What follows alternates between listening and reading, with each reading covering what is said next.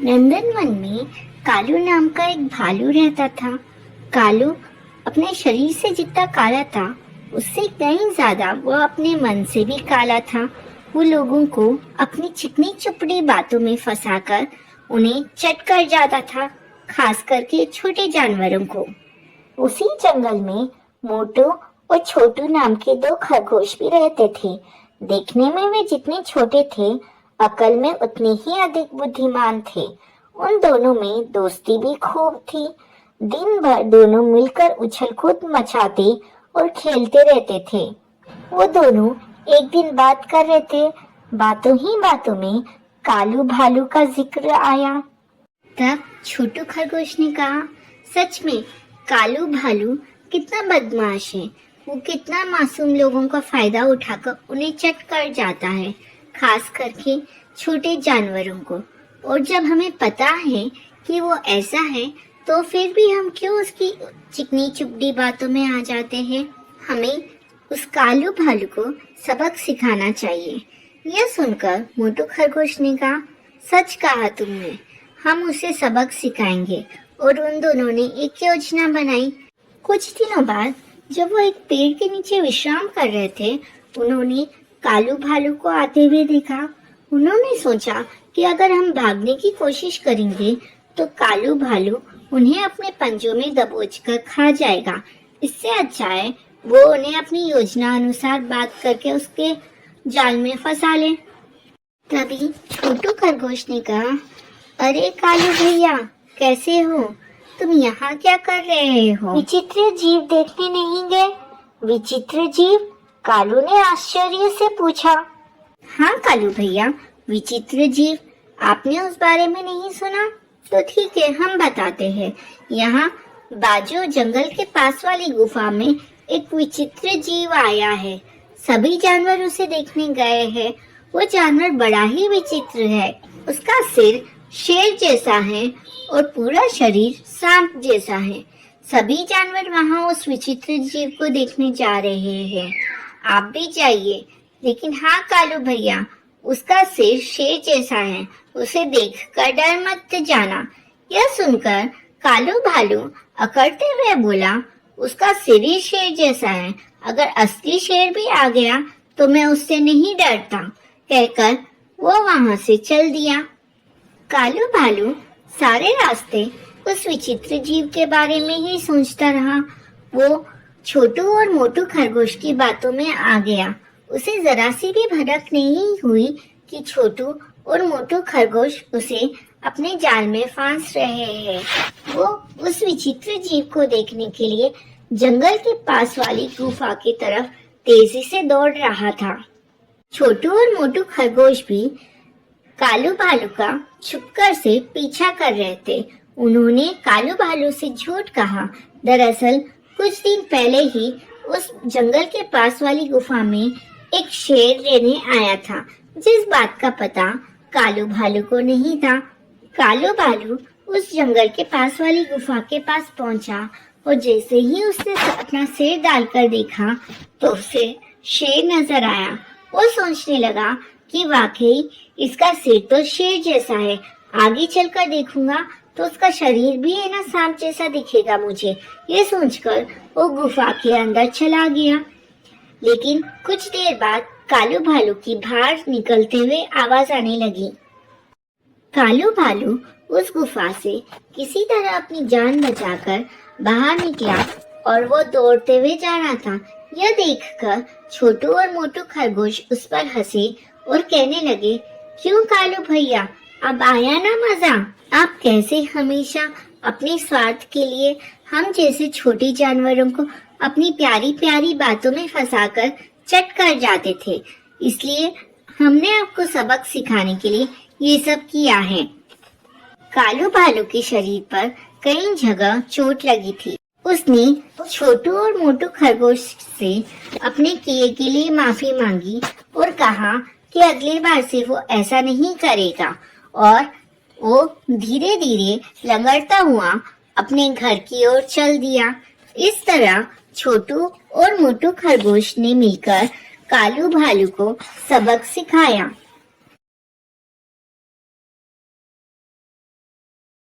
सच्चा हिरन। एक जंगल में एक हिरन बचपन में ही अपने माँ बाप से बिछड़ जाता है। वह एक पेड़ के पास हरी घास खा रहा था। तभी उसे एक शेर दिखाई देता है। वो डर जाता है। शेर उससे कहता है, तेरे बाकी साथी कहाँ हैं? और तू तो बहुत बहादुर लगता है, तो मुझे देख कर भी नहीं भागा तू। इस पर हिरन उससे कहता है, मैं अपने झुंड से बिछड़ गया हूँ। आप मुझे खा लोगे तो आपका पेट कहाँ भर पाएगा। आप मुझे अपने बुढ़ापे के लिए अपने साथ रख लो। जब आप बूढ़े हो जाओगे, आप शिकार न कर सकोगे, तब आप मुझे खा लेना। मैं जब तक इतना बड़ा हो जाऊंगा कि आपकी काफी दिन की भूख मिटा पाऊंगा। तब शेर कहता है, लेकिन तब तो तू आसानी से भाग जाएगा। हिरन कहता है, नहीं महाराज, आप मुझ पर विश्वास करें, मैं कभी झूठ नहीं बोलता। शेर को उसकी बात समझ आ जाती है। वो उसे अपने घर ले आता है। उसके लिए हरी घास का इंतजाम करता है। वहाँ रहते रहते वो शेर की सेवा करने लगता है। शेर की गुफा को भी साफ रखता है। धीरे धीरे शेर बूढ़ा हो जाता है और हिरन खा पीकर दुगना हो जाता है। एक दिन जब शेर शिकार पर नहीं जा पाता, तब हिरन उससे कहता है, अब आप मुझे खा लो। यह सुनकर शेर रोने लगता है और कहता है, तुझे मेरी गुफा में कई वर्ष हो गए। इतना तो कोई अपना बेटा भी साथ नहीं देता है जितना तूने दिया है। अब मैं तुझे नहीं खा सकता, क्योंकि मैंने तुझे अपना बेटा मान लिया है। वो हिरन शेर को दूसरे जानवरों को बचा हुआ मांस लाकर देता, जिससे उसका गुजारा हो जाता था और दोनों मजे से रहने लगते हैं। बच्चों, इस कहानी से हमें यह शिक्षा मिलती है, सच्चाई और ईमानदारी का फल अवश्य मिलता है। एक जंगल में एक लोमड़ी रहती थी। वो जब भी शिकार पर जाती थी, उसके पीछे चीते पड़ जाते थे और उसे शिकार छोड़कर भागना पड़ता था। कई बार तो उसे अपनी जान बचानी भी मुश्किल हो जाती थी। इसी सब से परेशान होकर उसने एक तरकीब सोची। उसने अपने आप को चीता बनाने की सोची, लेकिन यह हो कैसे सकता है। इसी सोच विचार करते करते उसे एक उपाय सूझा। वो बढ़ई के पास जाती है और कहती है, बढ़ई, मेरी पूंछ को काटकर लकड़ी के चीते जैसी पूंछ लगा दो, नहीं तो मैं तेरे बच्चों को उठा ले जाऊंगी। बढ़ई डर के मारे लोमड़ी की बात सुन लेता है और लोमड़ी की पूंछ काटकर लकड़ी की पूंछ लगा देता है। फिर वो एक डॉक्टर के पास जाती है और कहती है, मेरा मुंह चीते जैसा पिचका दे, नहीं तो तेरे बच्चों को उठा कर ले जाऊंगी मैं। डॉक्टर उसका मुंह चीते जैसा कर देता है। उसके बाद लोमड़ी एक पेंटर के पास जाती है और कहती है, मेरे शरीर पर चीते जैसा रंग बना कर दे, नहीं तो मैं तेरे बच्चों को उठा ले जाऊंगी। पेंटर भी उसके शरीर पर चीते जैसे रंगीन चित्रकारी बना देता है। अगले दिन वो चीतों के बीच में पहुंच जाती है। सभी चीते हैरान हो जाते हैं कि यह नया चीता तो बहुत ताकतवर है। अब वो चीतों के संग शिकार करती और बहुत मजे से चीतों के साथ बैठकर खाती थी। कोई भी उसे पहचान नहीं पा रहा था। इसी तरह कुछ दिन बीत जाते हैं। एक दिन लोमड़ी चीतों के साथ शिकार पर जाती है तो चीते एक हिरन के पीछे भागते हैं। लोमड़ी भी उनकी नकल करके भागने लगती है, लेकिन वो चीतों जितनी तेज नहीं भाग पाती। इससे चीतों को कुछ शक हो जाता है। वो चीते शाम को उससे पूछते हैं, अरे तो आज भागा क्यों नहीं? तेरे कारण शिकार हाथ से निकल गया। इस पर लोमड़ी कहती है, आज मेरी तबीयत ठीक नहीं थी, कल देखना मैं अकेले ही शिकार कर लाऊंगा। अगले दिन जब शिकार पर जाते हैं सब लोग, तभी बारिश हो जाती है। लोमड़ी का सारा रंग बह जाता है।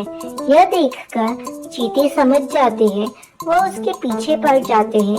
इसी भाग दौड़ में उसकी लकड़ी की पूंछ भी गिर जाती है। वो किसी तरह अपनी जान बचाकर लोमड़ियों के झुंड में पहुंच जाती है। लेकिन जब वो वहां जाती है तो उसे कोई नहीं पहचानता। लोमड़ी कहती है, मैं लोमड़ी हूँ, मैं तो बचपन से तुम्हारे साथ रहती थी। तब अरे ये पता नहीं कि कौन है। दूसरी लोमड़ी कहती है, ना तो इसकी हमारी जैसी पूंछ है, ना ही इसका मुंह लोमड़ी जैसा है, इसे मार मार कर भगा दो, नहीं तो ये हमारे बच्चों को खा जाएगी, इसका मुंह चीते जैसा है। यह सुनकर सारी लोमड़ी उसे मारने दौड़ पड़ती है। लोमड़ी किसी तरह अपनी जान बचाकर दूर जंगल में पहुंच जाती है। अब वो ना तो अपने झुंड की रही, ना चीतों के झुंड की। बच्चों, इस कहानी से हमें यह शिक्षा मिलती है, अपनों के साथ रहने में ही भलाई है, दूसरों की नकल करने से अपने भी साथ छोड़ देते हैं। भोलू हाथी की कार। एक बार की बात है, भोलू हाथी नाम का एक हाथी जंगल में रहता था। वो जंगल में रहना नहीं चाहता था। जंगल के पास से जो रास्ता गुजरता था उस पर वो सुंदर और चमकीली कारों को आते जाते देखता था। उसका बहुत मन करता था कि उसके पास भी एक कार होनी चाहिए। एक दिन वो जंगल के पास वाले रोड के पास खड़ा था, तभी उसके पास में एक कार आकर रुकती है। कार में दो लोग सवार थे। उनकी गाड़ी खराब हो जाती है। गाड़ी को खोलकर ठीक करने की कोशिश करते हैं वो लोग, लेकिन वो ठीक नहीं हो पाती है। तभी उन्हें एक हाथी नजर आता है। वो उसे देखकर डर जाते हैं, लेकिन तभी भोलू उनके सामने आ जाता है।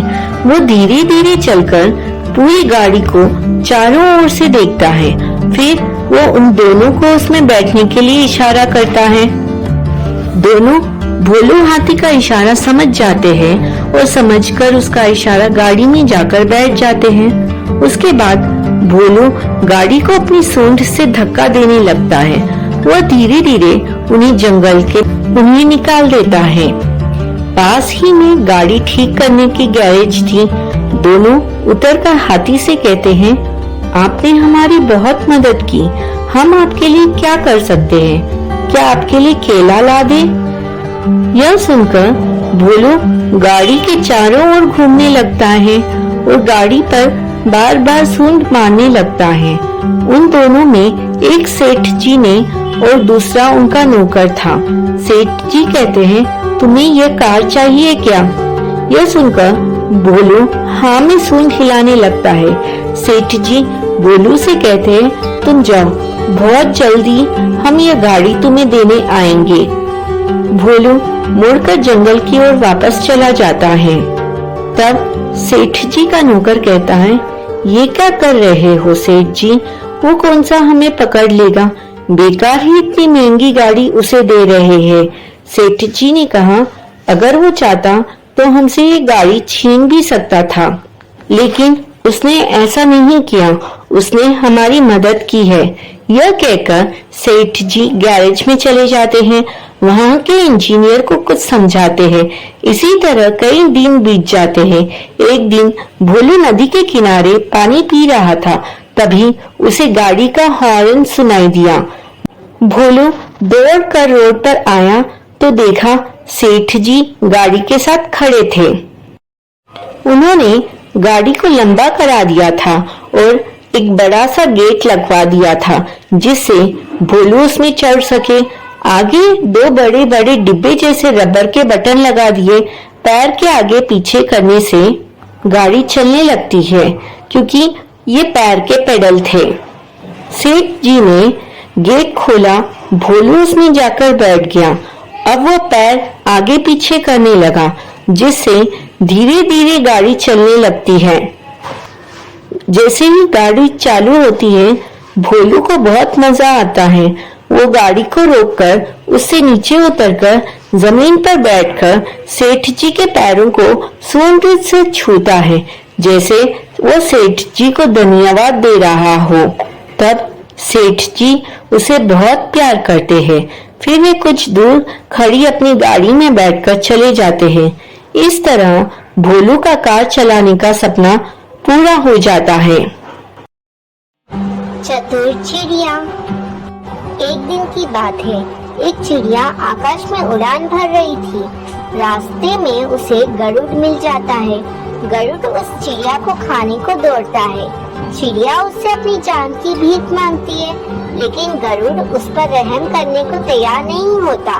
तब चिड़िया उसे बताती है कि मेरे छोटे छोटे बच्चे हैं और उनके लालन पालन के लिए मेरा जीवित रहना जरूरी है। तब गरुड़ इस चिड़िया के सामने एक शर्त रखता है कि मेरे साथ दौड़ लगाओ और अगर तुमने मुझे हरा दिया तो मैं तुम्हारी जान बख्श दूंगा और तुम्हें यहाँ से जाने दूंगा। गरुड़ इस बात को जानता था कि चिड़िया का उसे दौड़ में हराना असंभव है, इसलिए उसके सामने इतनी कठिन शर्त रख देता है। चिड़िया के पास इस दौड़ के लिए हाँ करने के अलावा और कोई विकल्प नहीं बचता, लेकिन चिड़िया को इस बात का अंदाजा हो जाता है कि गरुड़ को दौड़ में हराना नामुमकिन है, लेकिन फिर भी वो इस दौड़ के लिए हाँ कर देती है। पर वो गरुड़ से कहती है कि जब तक ये दौड़ खत्म नहीं होता वो उसे नहीं मारेगा। गरुड़ इस बात पर राजी हो जाता है। दौड़ शुरू होती है। चिड़िया फट से जाकर गरुड़ के सिर पर बैठ जाती है और जैसे ही गरुड़ दौड़ के आखिरी स्थान पर पहुंचता है, चिड़िया फट से उड़कर लाइन को पार कर लेती है और जीत जाती है। गरुड़ उसकी चतुराई से बहुत प्रसन्न होता है और उसको जिंदा छोड़ देता है।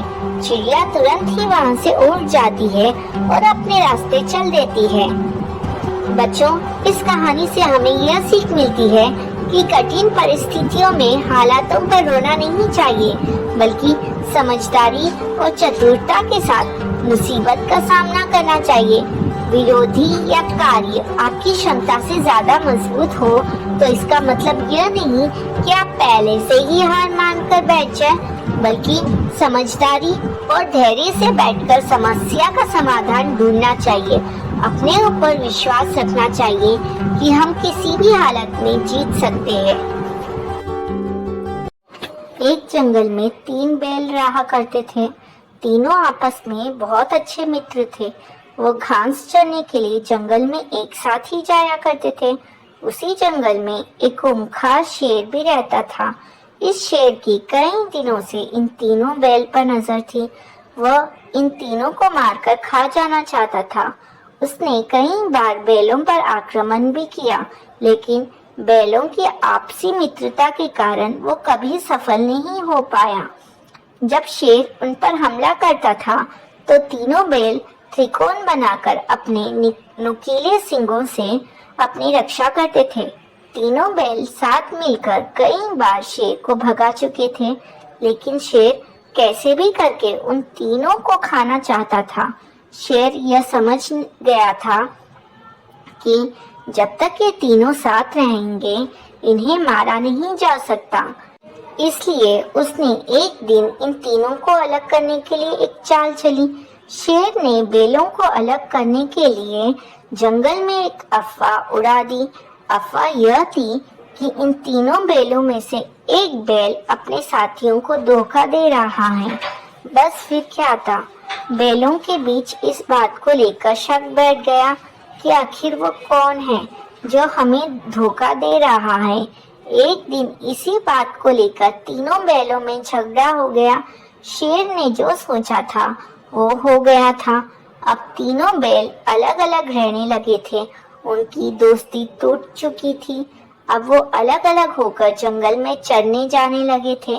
बस शेर को इसी मौके का इंतजार था। शेर ने एक दिन उन तीनों बैलों में से एक पर हमला बोल दिया। अकेले पड़ जाने की वजह से वह बैल शेर का मुकाबला नहीं कर पाया और शेर ने उसे मार डाला। कुछ दिनों बाद शेर ने दूसरे बैल पर भी हमला कर दिया और उसे भी मारकर खा गया। अब सिर्फ एक बैल बचा था। वो समझ गया था कि शेर अब उसको भी मार डालेगा। उसके पास बचने की कोई उम्मीद नहीं थी। वह अकेले शेर का मुकाबला नहीं कर सकता था। एक दिन जब वो जंगल में घास चरने गया था तो शेर ने उसे भी अपना शिकार बना लिया था। शेर की चाल पूरी तरह कामयाब हुई और उसने तीनों बैलों की दोस्ती तोड़कर उन्हें अपना शिकार बना लिया था। दोस्तों, इस कहानी से हमें यह सीख मिलती है कि एकता में बड़ी ताकत होती है। हमें हमेशा आपस में मिलकर रहना चाहिए और दूसरों की बातों में नहीं आना चाहिए।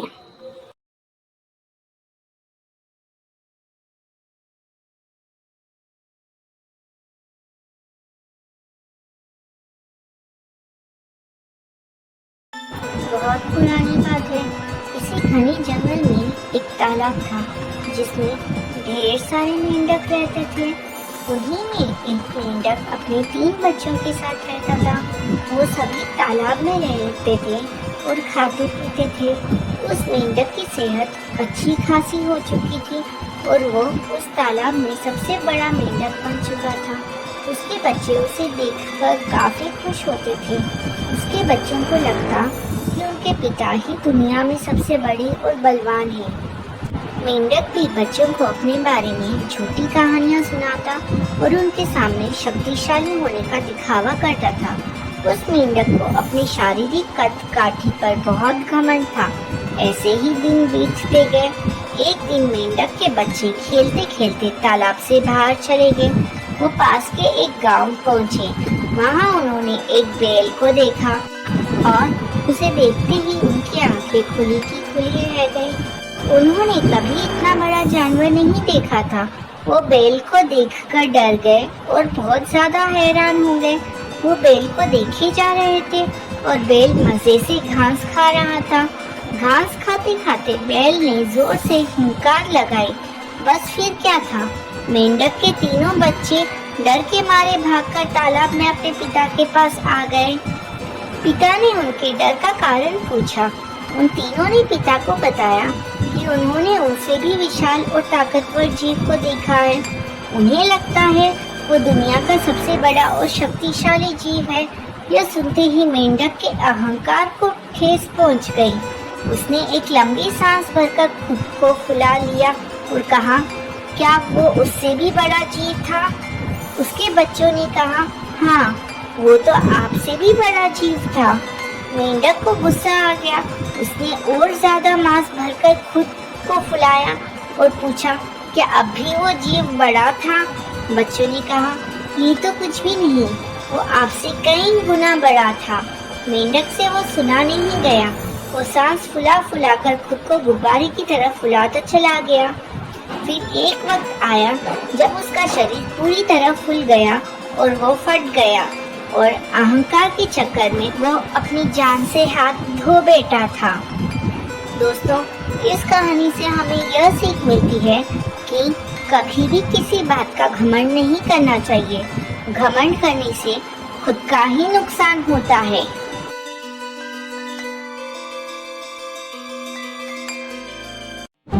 एक जंगल में 2 बकरियां रहती थी। वो दोनों जंगल के अलग अलग हिस्सों में घास खाती थी। उस जंगल में एक नदी भी बहती थी जिसके बीच में एक बहुत ही कम चौड़ा पुल था। उस पुल से एक समय में केवल एक ही जानवर गुजर सकता था। इन दोनों बकरियों के साथ भी एक दिन कुछ ऐसा ही हुआ। एक दिन घास चरते चरते दोनों बकरियां नदी तक आ पहुंची। ये दोनों नदी पार करके जंगल के दूसरे हिस्से में जाना चाहती थी। अब एक ही समय पर दोनों बकरियां नदी के पुल पर थी। पुल की चौड़ाई कम होने के कारण इस पुल से केवल एक ही बकरी एक बार में गुजर सकती थी, लेकिन दोनों में से कोई भी पीछे हटने को तैयार नहीं था। इस पर एक बकरी ने कहा, सुनो, मुझे पहले जाने दो, तुम मेरे बाद पुल पार कर लेना। वहीं दूसरी बकरी ने जवाब दिया, नहीं, पहले मुझे पुल पार करने दो, उसके बाद तुम पुल पार कर लेना। यह बोलते बोलते दोनों बकरियां पुल के बीच तक जा पहुंची। दोनों एक दूसरे की बात से सहमति नहीं थी। अब बकरियों के बीच तू मैं शुरू हो गई। पहली बकरी ने कहा, पहले पुल पर मैं आई थी, इसलिए पहले मैं पुल पार करूंगी। तब दूसरी बकरी ने भी तुरंत जवाब दिया, नहीं, पहले मैं आई थी पुल पर, इसलिए पहले मैं पुल पार करूंगी। यह झगड़ा बढ़ता चलता जा रहा था। इन दोनों बकरियों को बिल्कुल भी याद नहीं रहा कि वो कितने कम चौड़े पुल पर खड़ी है। दोनों बकरियां लड़ते लड़ते अचानक से नदी में गिर गईं। नदी बहुत गहरी थी और उसका बहाव भी बहुत तेज था, जिस कारण दोनों बकरियां उस नदी में बहकर मर गईं। दोस्तों, इस कहानी से हमें यह सीख मिलती है कि झगड़े से कभी किसी समस्या का हल नहीं निकलता, उल्टा इससे सभी का नुकसान होता है। इसलिए ऐसी अवस्था में शांत दिमाग से काम करना चाहिए। एक बार की बात है, जंगल में बहुत तेज हवा चल रही थी।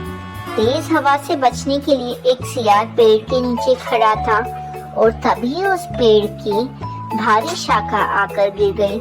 सियार के सिर में गहरी चोट लगी और वो डर कर अपनी मां की ओर भागा। उस चोट का असर कई दिनों तक रहा और शिकार पर वह नहीं जा सका। खाना न मिलने से सियार दिन प्रतिदिन कमजोर होता जा रहा था। एक दिन उसे बहुत तेज भूख लगी थी और उसे अचानक एक हिरन दिखाई दिया। सियार उसका शिकार करने के लिए बहुत दूर तक हिरन के पीछे दौड़ा, लेकिन वह बहुत जल्दी थक गया और हिरन को नहीं मार पाया। सियार पूरे दिन भूखा प्यासा जंगल में भटकता रहा, लेकिन उसे कोई मरा जानवर भी नहीं मिला जिससे वह अपना पेट भर सके। जंगल से निराश होकर सियार ने गांव की ओर जाने की ठानी। सियार को उम्मीद थी कि गांव में उसे कोई बकरी या मुर्गी का बच्चा मिल जाएगा, जिसे खाकर वो अपनी रात काट लेगा। गांव में सियार अपना शिकार ढूंढ रहा था, लेकिन तभी उसकी नजर कुत्तों के झुंड पर पड़ी जो उसकी ओर आ रहे थे। सियार को कुछ समझ में नहीं आया और वो धोबियों की बस्ती की ओर दौड़ने लगा। कुत्ते लगातार भौंक रहे थे और सियार का पीछा कर रहे थे। सियार को जब कुछ समझ नहीं आया तो वो धोबी के उस ड्रम में जाकर छुप गया जिसमें नील खुला हुआ था। सियार को ना पाकर कुत्ते का झुंड वहाँ से चला गया। बेचारा सियार पूरी रात उस नील के ड्रम में छुपा रहा। सुबह सवेरे जब वो ड्रम से बाहर आया तो उसने देखा कि उसका पूरा शरीर नीला हो गया है। सियार बहुत चालाक था। अपना रंग देखकर उसके दिमाग में एक आइडिया आया और वो वापस जंगल में आ गया। जंगल में पहुंचकर उसने ऐलान किया कि वह भगवान का संदेश देना चाहता है। इसलिए सारे जानवर एक जगह इकट्ठा हो गए। सारे जानवर सियार की बात सुनने के लिए एक बड़े पेड़ के नीचे एकत्रित हो गए। सियार ने जानवरों की सभा में कहा, क्या किसी ने कभी नीले रंग का कोई जानवर देखा है?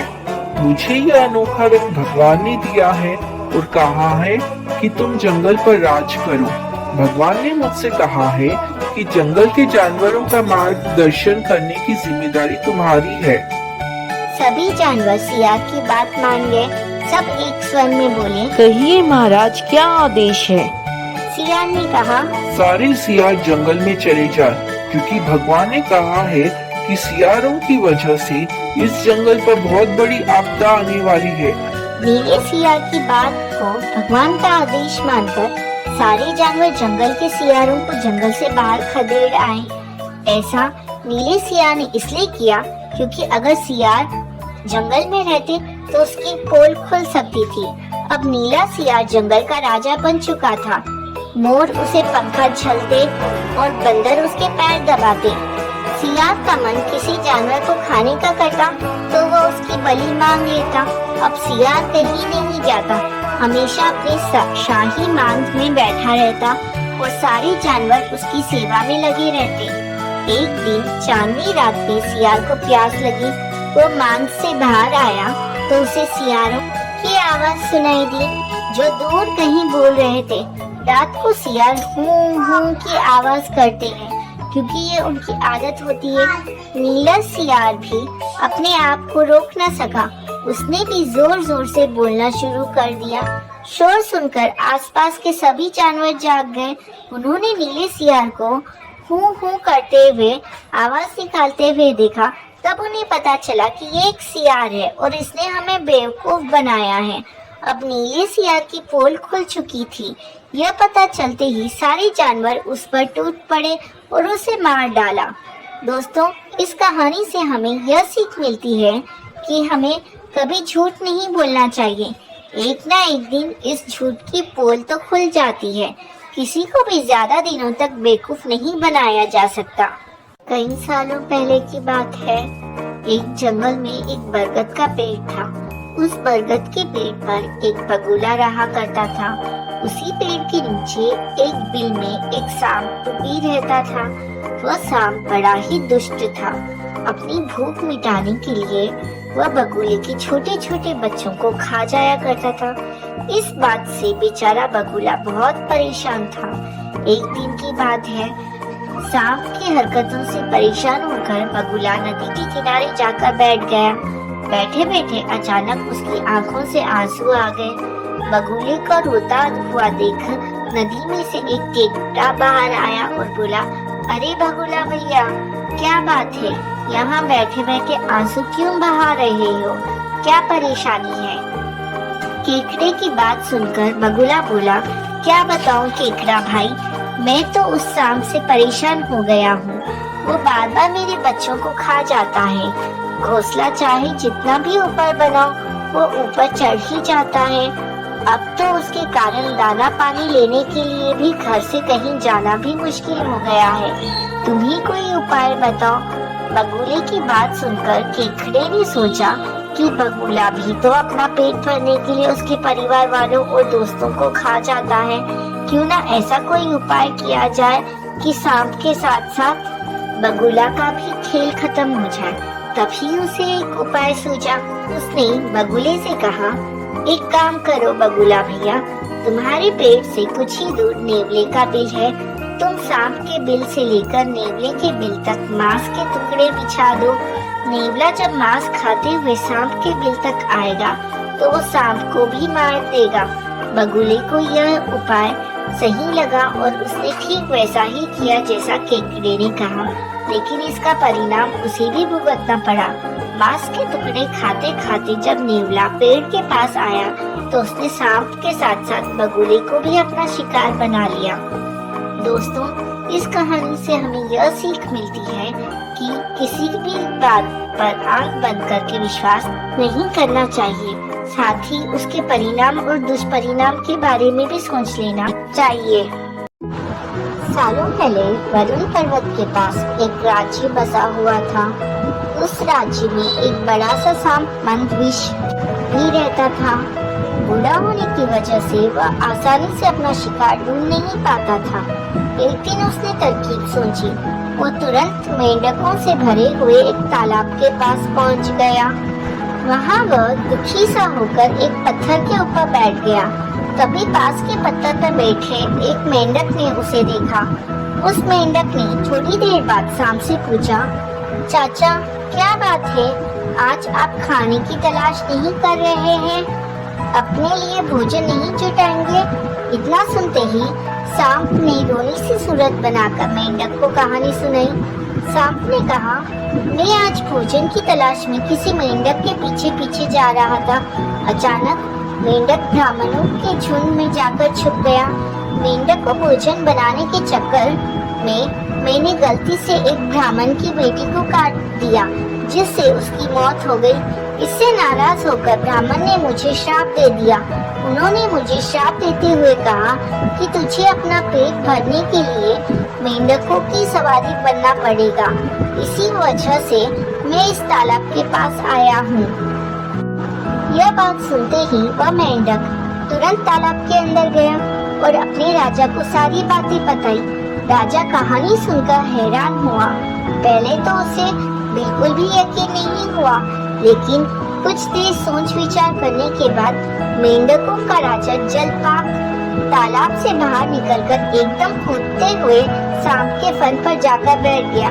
राजा को ऐसा करते हुए देखकर अन्य मेंढक ने भी ऐसा ही किया। सांप समझ गया था कि मेंढक अभी भी मेरी परीक्षा ले रहे हैं। सांप भी बिना विचलित हुए आराम से सबको अपने फन पर कूदने दे रहा था और उन्हें घुमा रहा था। इसके बाद मेंढकों के राजा ने कहा, जितना मजा मुझे सांप की सवारी करके आया, उतना मुझे आज तक किसी की सवारी करके नहीं आया। मेंढकों का भरोसा जीतने पर अब धीरे धीरे सांप रोज मेंढकों की सवारी बनने लगा। कुछ दिन बाद चतुर सांप ने अपने चलने की गति थोड़ी धीमी कर दी। यह देखकर मेंढकों के राजा जलपात ने पूछा, हे सर्प, तुम्हारी चाल इतनी धीमी क्यों है? इसके जवाब में सांप ने कहा, एक तो मैं बूढ़ा हूँ और ब्राह्मण के श्राप की वजह से बहुत दिनों से भूखा भी हूँ। इसी वजह से मेरी गति कम हो गई है। इतना सुनते ही राजा ने कहा, तुम छोटे छोटे मेंढकों को खा लो। यह सुनकर मन ही मन सांप बहुत प्रसन्न हुआ। उसने कहा, राजन, मुझे ब्राह्मण ने श्राप दिया है, मैं मेंढक को नहीं खा सकता हूँ, लेकिन अगर आप कहते हैं तो मेंढक को मैं खा लेता हूँ। ऐसा करते करते वो सांप रोज छोटे छोटे मेंढक खाने लगा और वो बहुत जल्द तंदुरुस्त हो गया। अब सांप को रोज बिना किसी मेहनत के खाना मिल रहा था। सांप काफी प्रसन्न था। मेंढक सांप की चाल अब तक नहीं समझ पाए थे। मेंढक के राजा को भी सांप की इस साजिश की भनक भी नहीं लगी थी। होते होते एक दिन सांप ने मेंढक के राजा जलपात को भी खा लिया और तालाब में रहने वाले सारे मेंढकों के वंश का नाश कर दिया। बच्चों, इस कहानी से हमें यह सीख मिलती है, किसी भी शत्रु की बात का जल्दी से भरोसा नहीं करना चाहिए। इससे खुद की और अपने लोगों की हानि होती है।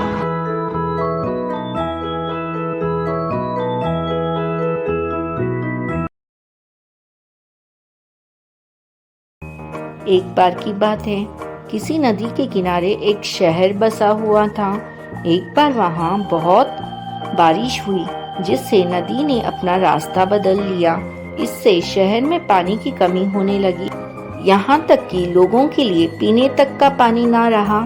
धीरे धीरे लोग उस शहर को छोड़कर जाने लगे और एक वक्त ऐसा आया जब पूरा शहर खाली हो गया और वहाँ सिर्फ चूहे ही रह गए। चूहों ने वहाँ अपना राज्य बसा लिया। एक बार वहाँ की जमीन से पानी का एक स्रोत फूटा और वहाँ एक बड़ा सा तालाब बन गया। दूसरी ओर उस शहर से कुछ ही दूर पर एक जंगल था, जहाँ कई जंगली जानवर रहते थे। उन जानवरों के साथ कई हाथी भी वहाँ रहते थे, जिनका राजा था गजराज नाम का हाथी। एक बार की बात है, वहाँ भयानक सूखा पड़ गया। सभी जानवर पानी के लिए हाहाकार मचाने लगे। भारी भरकम हाथियों की भी बुरी हालत हो गई। हाथियों के बच्चे बिना पानी के परेशान होने लगे थे। इतने में गजराज के दोस्त चील वहां आया और उसने खबर दी कि खंडर बने शहर में एक पानी का तालाब है। यह सुनते ही हाथी अपने बच्चों और बाकी साथियों को लेकर शहर की तरफ चल पड़ा। कई हाथी उस ओर चल पड़े। रास्ते में चूहों का शहर भी पड़ा। उन विशाल हाथियों के पैरों तले कई चूहे दबकर मर गए। इतना ही नहीं, हाथी फिर उसी रास्ते से वापस आए और कई और चूहे मारे गए। ऐसा कई दिनों तक चलता रहा और इस बात की खबर चूहों के राजा मूषक राज तक भी पहुंची। वो इस बात को लेकर बहुत चिंतित हुआ। उसके मंत्रियों ने मूषक राज को कहा, महाराज, आपको जाकर गजराज से इस बारे में बात करनी चाहिए। उनकी बात सुनकर मूषक राज गजराज के जंगल उससे बात करने गया। एक बड़े से पेड़ के नीचे गजराज खड़ा था। मूषक राज वहाँ सामने पड़े एक बड़े से पत्थर पर चढ़ गया और कहने लगा, महाराज को मेरा नमस्कार। मैं मूषक राज हूँ। मैं उस खंडहर बने शहर में अपनी प्रजा के साथ रहता हूँ। हाथी को मूषक राज की बात ठीक से सुनाई नहीं दे रही थी। वो थोड़ा नीचे झुका और चूहे की तरफ अपने कान करके बोला, हे नन्हे प्राणी, आप कुछ कह रहे थे, क्या आप फिर से कहेंगे? यह सुनकर मूषक राज ने फिर से अपनी बात दोहराई। मैं मूषक राज हूँ।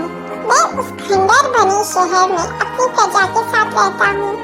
आप और आपके अन्य हाथी मित्र जब भी तालाब की ओर जाते हैं तो कई चूहे आपके पैरों तले दबकर मर जाते हैं। कृपया करके ऐसा ना करें, वरना बहुत जल्दी हम में से कोई नहीं बचेगा। यह सुनने के बाद गजराज दुखी होकर बोला, मुझे पता ही नहीं था कि हम इतना बुरा कर रहे थे। हम तालाब तक जाने के लिए कहीं और रास्ता ढूंढेंगे। यह सुनते ही चूहा बहुत खुश हुआ और बोला, गजराज, आपने मुझे से छोटे से प्राणी की बात सुनी, मैं आपका आभारी हूँ। भविष्य में कभी भी अगर आपको किसी मदद की जरूरत हो तो मुझे जरूर बताएं। गजराज ने मन में सोचा कि यह इतना छोटा सा जीव मेरे किस काम आएगा, इसलिए उसने चूहे को मुस्कुराकर विदा किया। कुछ दिनों तक सब कुछ ठीक चल रहा था कि एक बार पड़ोसी देश के राजा ने अपनी सेना को मजबूत करने के लिए हाथी रखने का फैसला किया। राजा के मंत्री और उनकी सेना ने जंगल में कई हाथी पकड़े। हाथियों के पकड़े जाने की चिंता गजराज को सताने लगी। एक रात गजराज इसी चिंता में जंगल में टहल रहा था कि अचानक उसका पैर सूखी पत्तियों में छिपाए जाल पर पड़ा और वो जाल में फंस गया। हाथी जोर जोर से चिंगारने लगा, लेकिन कोई उसकी मदद के लिए नहीं आया। इसी बीच एक भैंस ने हाथी की आवाज सुनी। वो गजराज का बहुत आदर सम्मान करता था, क्योंकि एक बार गजराज ने भैंस को गड्ढे से निकालकर उसकी जान बचाई थी। गजराज को जाल में फंसा देख वो बहुत चिंतित हुआ और बोलने लगा, गजराज, मैं आपकी मदद के लिए क्या करूं? अपनी जान देकर भी मैं आपकी मदद करूंगा गजराज। गजराज ने कहा, तुम जल्दी से जाकर उस खंडहर शहर में रहने वाले मूषक राज को मेरी खबर दो। गजराज की बात सुनकर भैंस दौड़ता हुआ मूषक राज के पास पहुंच गया और उसे सारा हाल बताया। मूषक राज ने जैसे ही यह बात सुनी, वो अपनी कई सैनिकों को लेकर भैंस की पीठ पर बैठ गया और गजराज के पास पहुंचा। फिर चूहों ने मिलकर जाल को काटा और गजराज को आजाद कर दिया। इसके बाद गजराज ने मूषक राज को धन्यवाद कहा। सभी खुशी खुशी रहने लगे। गजराज और मूषक राज की दोस्ती भी गहरी हो गई। बच्चों, इस कहानी से हमें यह सीख मिलती है कि कोई भी प्राणी छोटा नहीं होता। जरूरत होती है तो बस प्यार और विश्वास की। आपसी प्यार हर तरह के दुखों को दूर कर सकता है। बहुत समय पहले की बात है। एक गांव में मनोहर नाम का एक जुलाहा यानी जो कपड़े सिलने का काम करता है रहता था। उसकी कपड़े सिलने वाली मशीन के ज्यादातर उपकरण लकड़ी से बने हुए थे। एक दिन बहुत ज्यादा बारिश होती है, जिस कारण बारिश का पानी उसके घर में भर जाता है। घर में बारिश का पानी भर जाने के कारण उसकी मशीन पूरी तरह से खराब हो जाती है। मशीन खराब हो जाने के कारण मनोहर बहुत परेशान हो जाता है। वो दुखी होकर सोचने लगता है कि अगर जल्दी ही उसने अपनी इस मशीन को ठीक नहीं किया तो वो कपड़े सिलने का काम नहीं कर पाएगा और उसका परिवार को भूखा ही रहना पड़ेगा। यह सोचकर मनोहर जंगल जाने का फैसला कर लेता है ताकि वह अपनी मशीन को ठीक करने के लिए अच्छी लकड़ी काट कर ला सके। फिर मनोहर इस विचार के साथ जंगल की ओर चल पड़ता है। यह सोचकर मनोहर जंगल जाने का फैसला कर लेता है ताकि वो अपनी मशीन को ठीक करने के लिए अच्छी लकड़ी काट कर ला सके। फिर मनोहर इस विचार के साथ जंगल की ओर चल देता है। मनोहर पूरा दिन चलता रहता है, लेकिन उसे अपनी मशीन के लिए अच्छी लकड़ी वाला कोई भी पेड़ नजर नहीं आता है। फिर भी मनोहर हार नहीं मानता और अच्छे पेड़ की तलाश में इधर उधर भटकता रहता है और आगे बढ़ता रहता है। काफी देर चलने के बाद अचानक मनोहर की नजर एक पेड़ पर पड़ती है जो काफी ऊंचा, मोटा और हरा भरा था। उस पेड़ को देख मनोहर बेहद खुश होता है और कहता है, हाँ, यह पेड़ काफी अच्छा है। इसकी लकड़ी से मैं अपनी मशीन को फिर से ठीक कर सकता हूँ। इस विचार के साथ मनोहर कुल्हाड़ी उठाकर जैसे ही पेड़ की तनी पर मारने के लिए अपना हाथ ऊपर उठाता है, तभी पेड़ की डाल पर एक देवता प्रकट हो जाते हैं। देवता मनोहर से कहते हैं, मैं इस पेड़ पर रहता हूँ और आराम करता हूँ, इसलिए तुम्हारा इस पेड़ को काटना उचित नहीं होगा। वैसे भी किसी भी हरे पेड़ को काटना ठीक नहीं है। देवता की बात सुनकर मनोहर क्षमा मांगते हुए कहता है, हे देव, मैं मजबूर हूँ, मुझे इस पेड़ को काटना ही पड़ेगा। इस पेड़ की लकड़ी मेरी मशीन के लिए उत्तम है। बहुत ढूंढने के बाद मुझे यह पेड़ मिला है। अगर मैं इस पेड़ को नहीं काटूंगा तो मेरी मशीन खराब रह जाएगी और मैं कपड़े सिलने का काम नहीं कर पाऊंगा। इस वजह से मैं और मेरा परिवार भूखा मर जाएगा। मनोहर की बात सुनकर देवता कहते हैं, मनोहर, मैं तुम्हारे जवाब से खुश हूँ। तुम इस पेड़ को ना काटो। इसके बदले तुम्हें जो वरदान चाहिए वो मांग सकते हो। मैं तुम्हारी इच्छा जरूर पूरी करूँगा। देवता की से वरदान की बात सुनकर मनोहर कुछ देर विचार करके कहता है, हे देव, मैं वर के लिए अपने मित्र और पत्नी की राय लेना चाहता हूँ, इसलिए आप मुझे एक दिन का समय दीजिए। मनोहर के आग्रह को देवता मान लेते हैं और उसे एक दिन विचार करने के लिए दे देते हैं। एक दिन का समय लेकर मनोहर अपने घर की ओर चल देता है। रास्ते में उसे उसका मित्र नाई मिलता है। नाई से मिलकर मनोहर उसे देवता के वरदान वाली बात बताता है। उस पर नाई मनोहर को एक राज्य मांगने की सलाह देता है। नाई कहता है, तुम देवता से वरदान में एक राज्य मांग लो।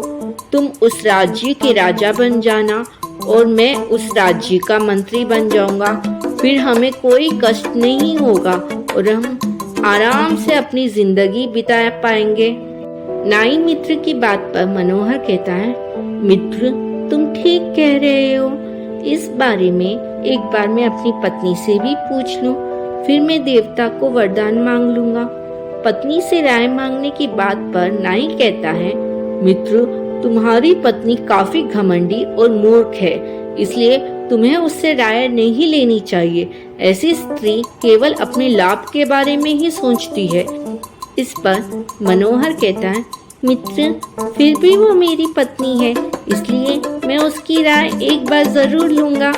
इतना कहते हुए मनोहर अपनी घर की ओर चल दिया। घर पहुंचकर मनोहर जंगल में घटी पूरी घटना अपनी पत्नी को बताता है।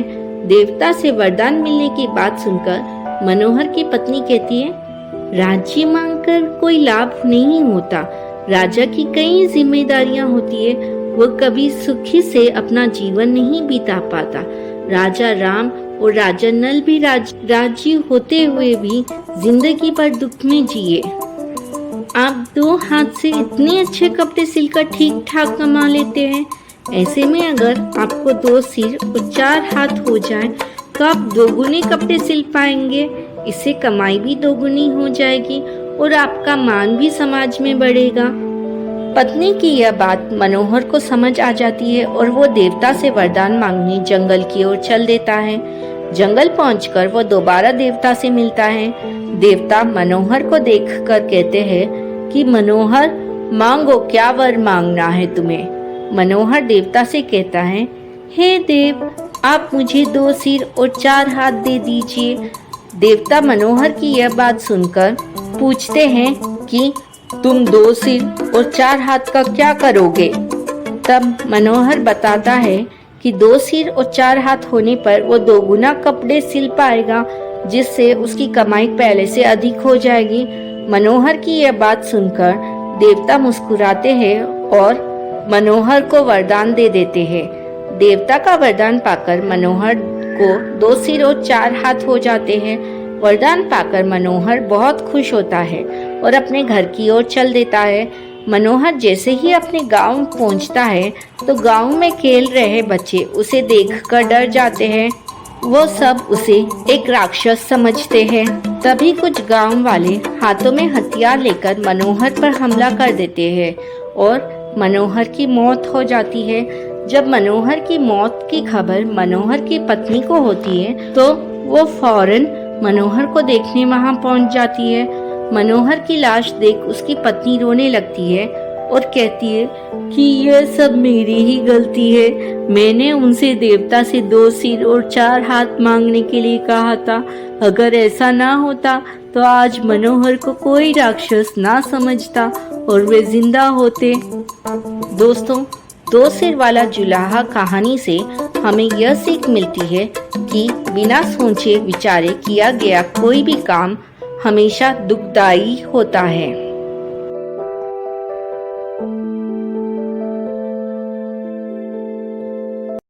बहुत समय पहले की बात है।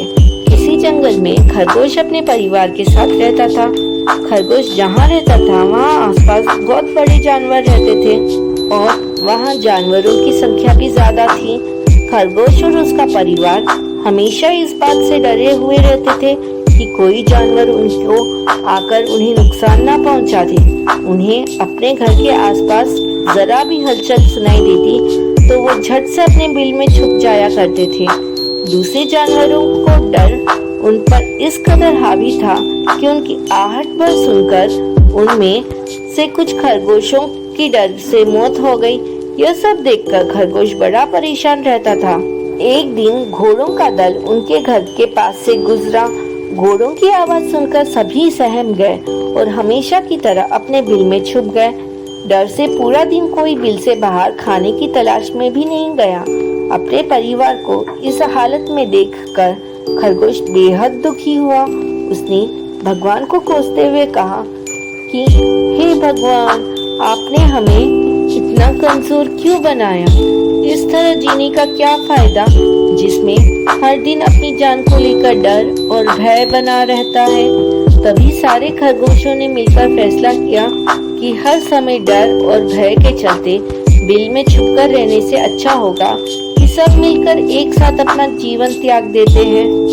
सभी खरगोश इकट्ठे होकर आत्महत्या करने के लिए नदी की ओर निकल गए। नियत समय पर खरगोश और उसका पूरा परिवार नदी के पास पहुंचे। नदी के पास कई सारे चूहों के बिल थे। जब चूहों ने खरगोशों को आते देखा तो वो सभी डर गए और इधर उधर भागने लगे। कुछ चूहे बिल में घुस गए तो कुछ नदी में गिरकर मर गए। चारों तरफ अफरा तफरी का माहौल था। ये पूरा वाक्य देखकर खरगोश दंग रह गए। उन्हें इस बात का यकीन नहीं हो रहा था कि उन्हें देखकर भी किसी में दहशत हो सकती है। अब तक तो वो खुद को ही सबसे कमजोर प्राणी समझते थे और भगवान को दोष देते थे। अब खरगोशों की समझ में आ गया था कि भगवान ने दुनिया में अलग अलग खासियत के साथ जीव जंतु बनाए। जो जैसा है उसे वैसा ही स्वीकार करना चाहिए।